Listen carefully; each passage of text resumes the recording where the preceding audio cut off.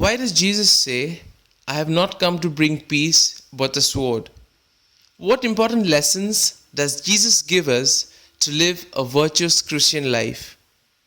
These questions and more answered during today's episode of Daily Reflections.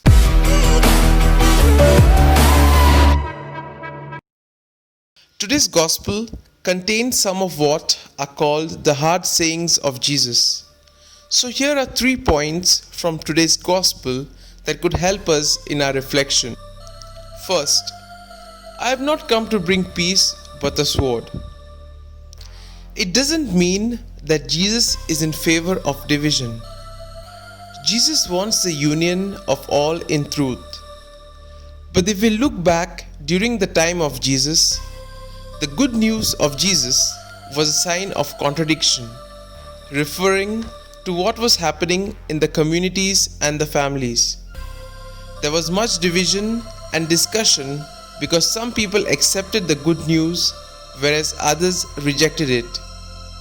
People who for years lived comfortably following their routine life did not allow themselves to be changed by the truth shown by Jesus. Second, no one who prefers father or mother is worthy of me.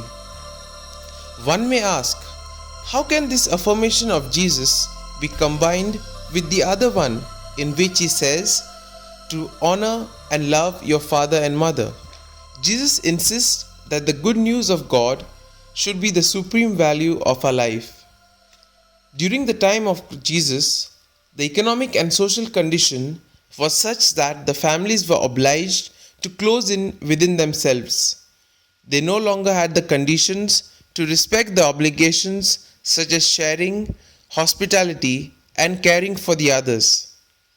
Their life was more individualistic rather than communitarian. We see that if God is our father and mother, then we are brothers and sisters of one another.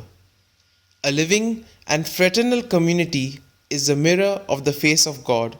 In this context, the command of Jesus means that one should overcome one's individualistic lifestyle and open oneself up to the community. Which brings us to the third point. Anyone who does not take up his cross and follow in my footsteps is not worthy of me. Here Jesus implies moving away from the sinful system of the world. He advises us to have courage and to fight for truth and justice. Jesus implies that we take him as a role model and follow his commands. In today's world, deciding to follow Jesus implies a lot of hardships because the values of the kingdom of God are the opposite of today's world, and therefore Jesus asks us to be prepared. Here are certain points that we can use for a reflection. Firstly, the choice to embrace Jesus and his church comes with struggles and difficulties.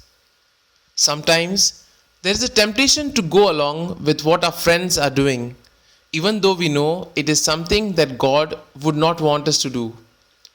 Jesus is speaking about these moments to us.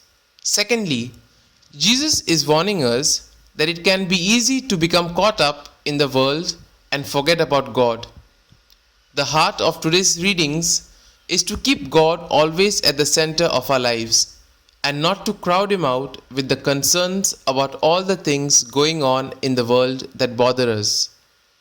When God is the center, everything else will follow, including our relationships with our families, friends, and our prayer life will continue to grow as well. So thank you for tuning in to today's episode of Daily Reflections.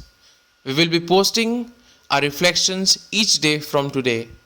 So do share and continue to spread the good news. Amen.